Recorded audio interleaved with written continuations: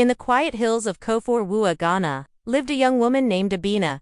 She was recently married to Kwesi, a respected headmaster in town, and a widower with a young son named Kobai.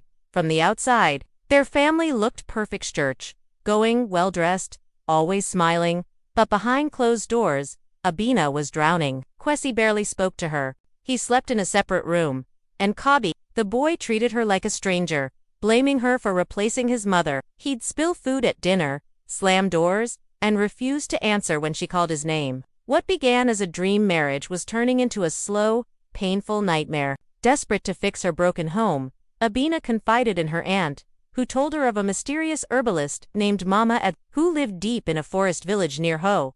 Mama Edso was known to heal broken marriages, but only if the woman proved her dedication. Abina traveled there by trotro and bush paths, finally arriving at a hut filled with herbs, bones, and smoke. She poured out her story with tears in her eyes. Mama Adzo listened silently, then gave her a single task. If you truly want your stepson to love you and your husband to return to you, bring me the whisker of a living lion. Do not harm it, earn its trust. Then pluck the whisker yourself. Shocked but determined, Abina discovered that the Shy Hills Wildlife Reserve had lions, protected but rarely seen. She used a friend's ID to volunteer as a research assistant. 4 weeks, she studied the lions, especially one massive male named Nia Men. At first, she stayed far, but day by day, she offered pieces of goat meat and sang softly from a distance. Nia Min began to expect her. He would come to the fence and lie down. Eventually, he let her come close, so close she could smell his breath. One sunset, as cicadas hummed and the forest glowed gold, Abina reached out slowly and plucked a long, thick whisker from his face.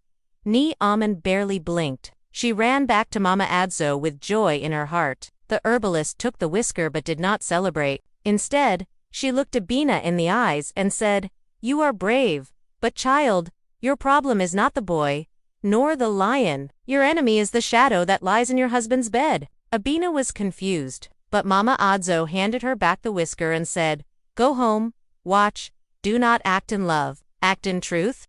Back in Koforidua, Abina stopped trying so hard. She watched, observed, and soon, she noticed patterns. Kwesi often claimed to have school meetings late at night but never came home with meeting notes. Kobe sometimes mentioned Auntie Akasawa, Kwesi's sister-in-law, whom Abina had only met twice. One night, Abina followed Kwesi after he left in a cab. He stopped at a guest house in East Legon. Minutes later, Akasawa, his late wife's younger sister, arrived in a red dress and heels. They kissed, they laughed, they held hands like lovers. Abina stood in the dark, phone in hand, recording everything. Her hands trembled, but her face stayed still. The next Sunday was Founder's Day. Their church was packed. Abina, dressed in her finest white lace, asked for 5 minutes during testimony. She stood before the altar, took the mic, and thanked God for truth, for courage, and for lions. Then, she connected her phone to the projector. The video played, gasps exploded. Phones flew up. The pastor stuttered.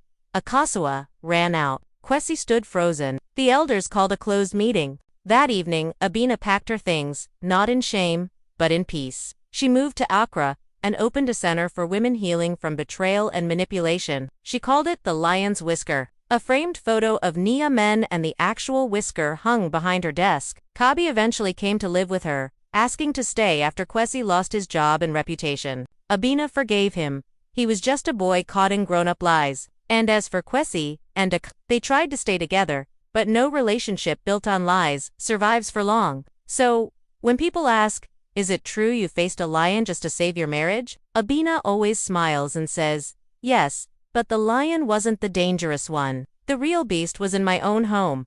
And that is the true story of the Lion's Whisker.